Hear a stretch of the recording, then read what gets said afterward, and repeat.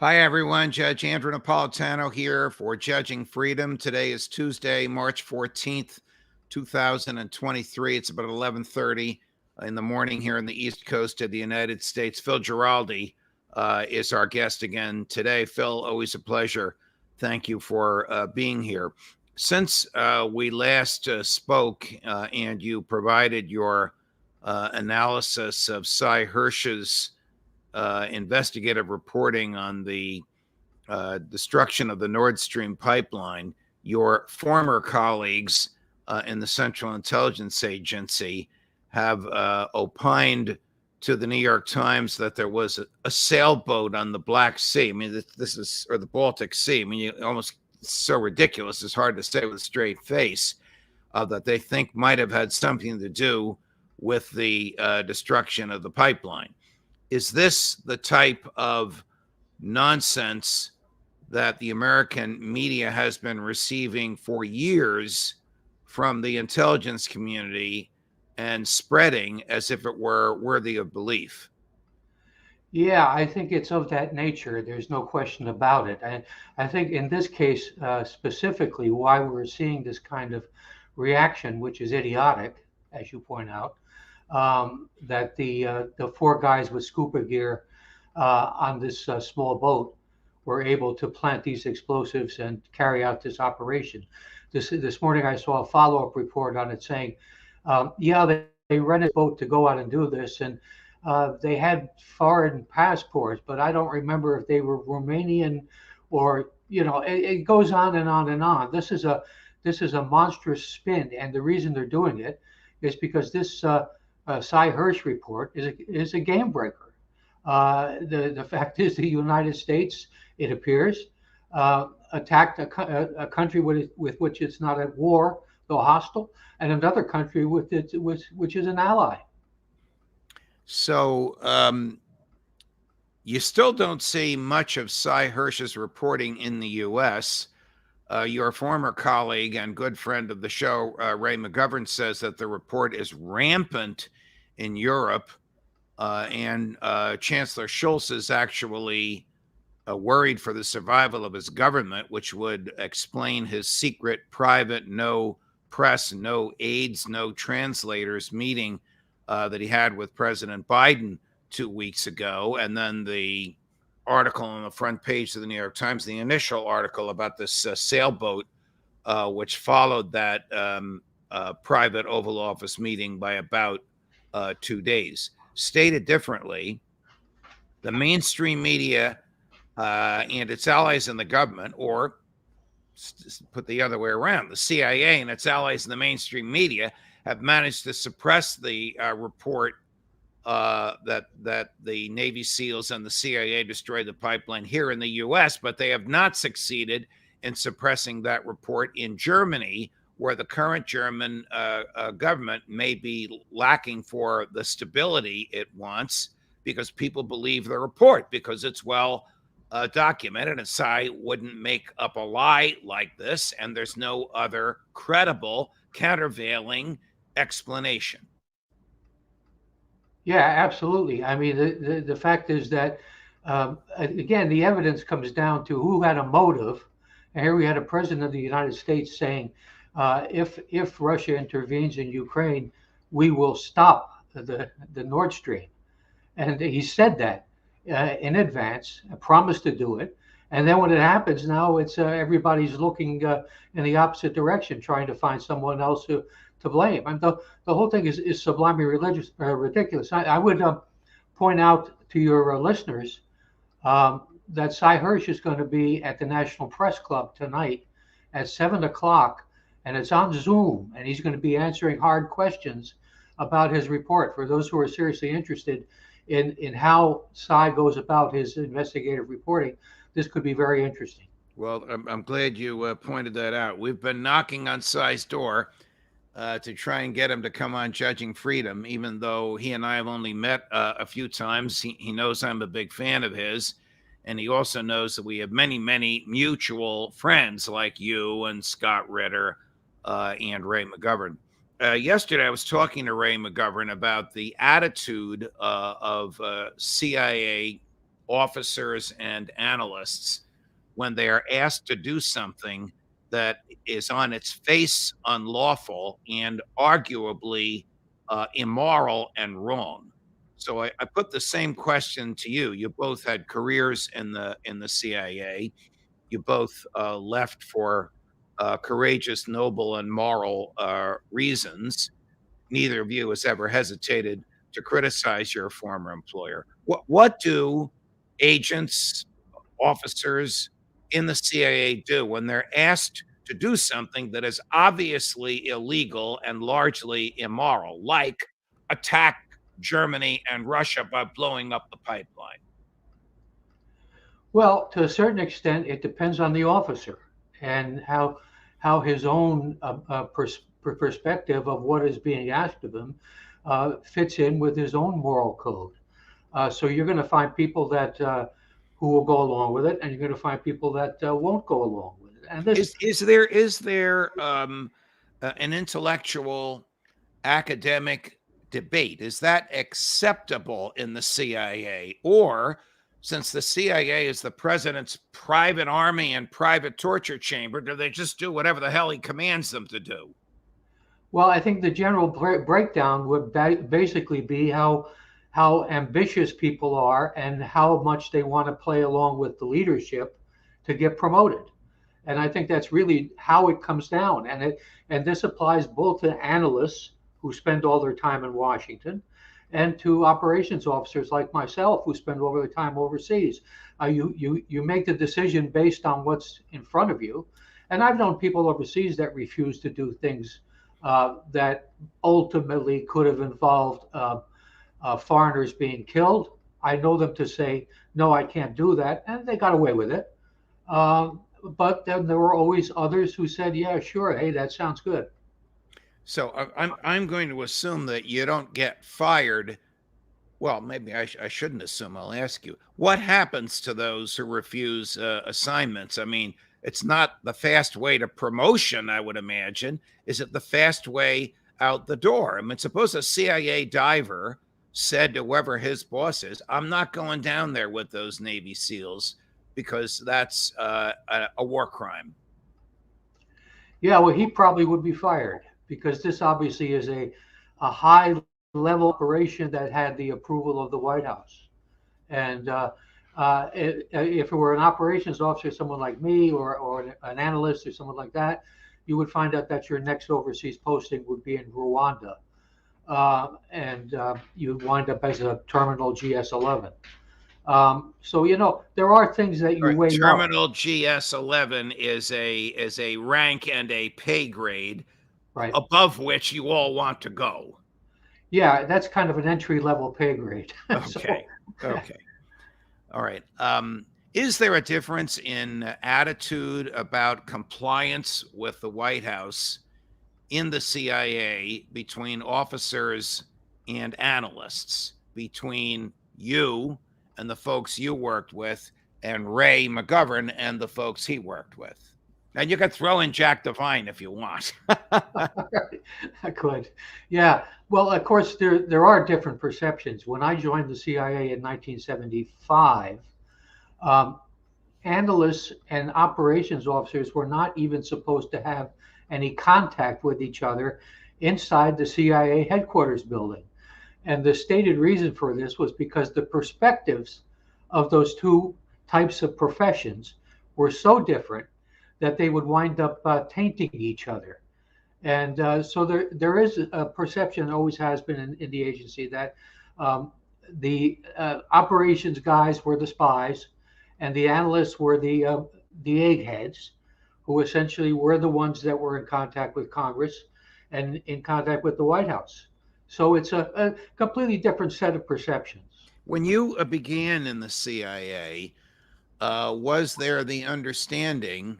I know you were operations and not an analyst, but was there the understanding that whoever gave the president or a person in place of the president, McGovern told us that Ronald Reagan usually dispatched Jim Baker and George H.W. Bush to receive the presidential briefings rather than receiving it personally. But was there the perception in those days, in the mid-70s, that you would tell the president what you think he wanted to hear, even if that meant putting substantial spin on the analysis that the analysts in the fields had derived? Well, again, to a certain extent, that depends on the analyst. And a guy like Ray McGovern, I would expect to tell it straight.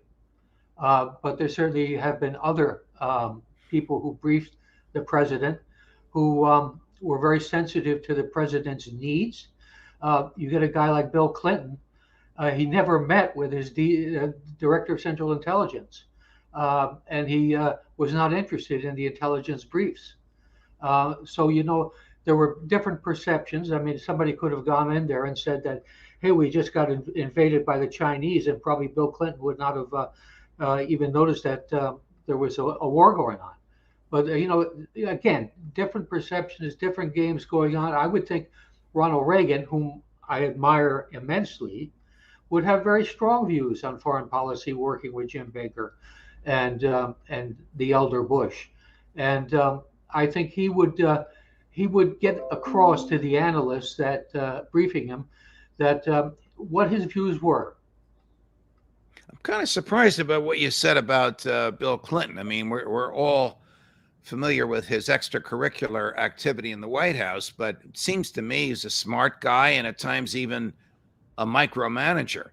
And basically, you're giving me the impression of someone who is indifferent to foreign intelligence and even foreign affairs.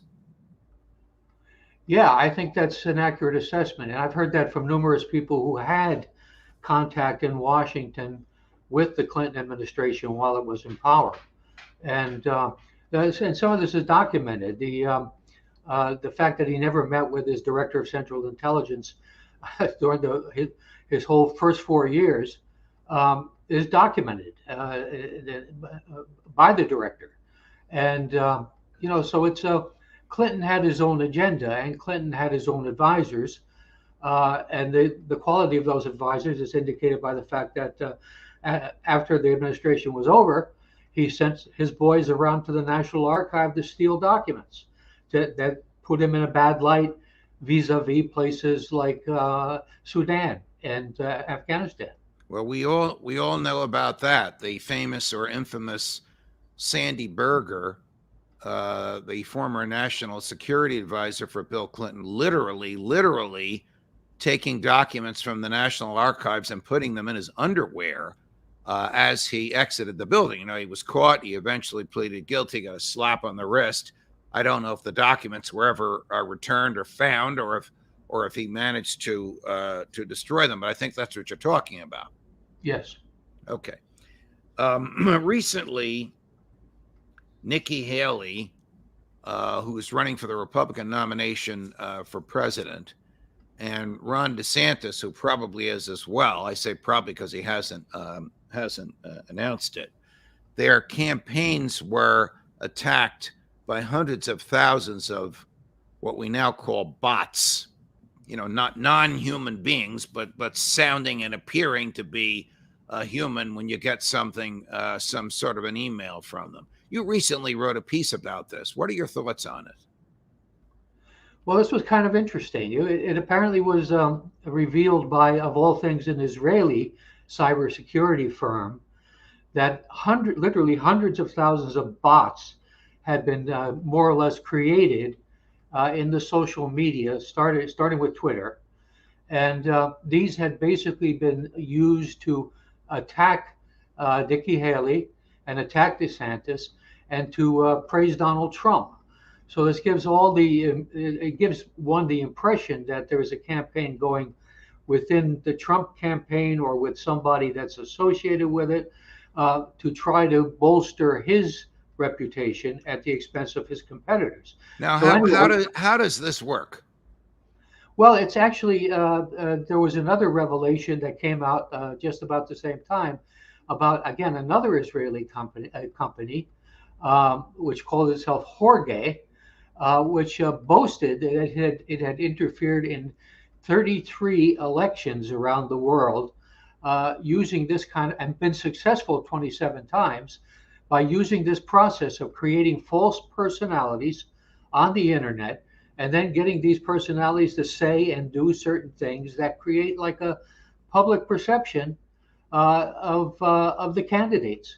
And as I say, this Israeli company is boasting about it. And So it's kind of curious, and one wonders if there are analogous organizations in the United States operating. There certainly might be. So it's an interesting pair of stories. Let's put it that way. So we might have a presidential election in 2024 profoundly influenced by AI. Is there any significance to the fact that these two revelations about which you wrote were both Israeli companies? I'm familiar with the Israeli development of software, which has been used by the federal government to spy on Americans, particularly Zero Click. That's the software where you don't have to be tricked to click onto a link. They can get access to everything in your mobile device or your desktop just by having the computer ID. But I'm not familiar with the use of Israeli generated AI to influence the outcome of elections. Now, all these companies seem to be in Israel. Are the laws looser there? Does the Israeli government get involved in or support this stuff? Are these people ideological, or are they just businessmen making software and selling it to the highest bidder? Well, I would say it's a little bit of all that.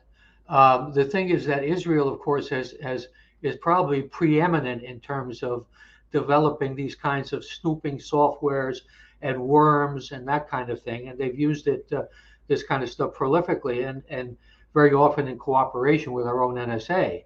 And the thing is that this produces, for a very small country, a whole lot of people who are really expert in this stuff, and the Israeli government looks the other way because they consider it an asset. And indeed, one might assume that the Israeli government, that these guys don't really ever leave the Israeli government, that they cooperate with the government as needed. And in this case, of course, we have a private guy who used to work in the Israeli Secret Service, who's boasting about the fact he's got his office in Tel Aviv, and he's boasting about the fact that he influenced the results of 27 elections. Of course, in America, we have a Secretary of Defense who used to be a 4-star general, and after that was on the board of Raytheon, which is the second largest military defense contractor in the country, perhaps in the world. So it's the same type of revolving door. Lloyd Austin is just a little bit more, shall we say, discreet than these people that are in and out of the Israeli government. Would the CIA or American intelligence community assets have had any involvement in the collapse of the Silicon Valley Bank or the Signature Bank, which we all just witnessed and which seemed to be terrifying the economic community in the past week? Yeah. Well, as far as I know, I haven't seen anything creating that linkage. Although I would be maybe looking elsewhere in the federal government, in the area where people are fooling around with sanctions and they're looking into people's bank books and assets and that kind of thing, where there would have been some connection with people maybe from the Treasury Department, from the FBI. It would be unlikely for the agency unless there were a real kind of foreign spin to it, which there could turn out to be. There's a report yesterday that the Israelis have actually had prior knowledge this bank was going under, and a bunch of Israeli companies that were invested in it drew their money out before it happened. So there you go. Phil, you never cease to perform and educate. Always a pleasure. Thanks very much for joining us. Well, thank you for having me on again. Judge Napolitano for Judging Freedom. Remember, like and subscribe, like and subscribe. Larry Johnson this afternoon, right here, 2 o'clock Eastern. Judge Napolitano, Judging Freedom.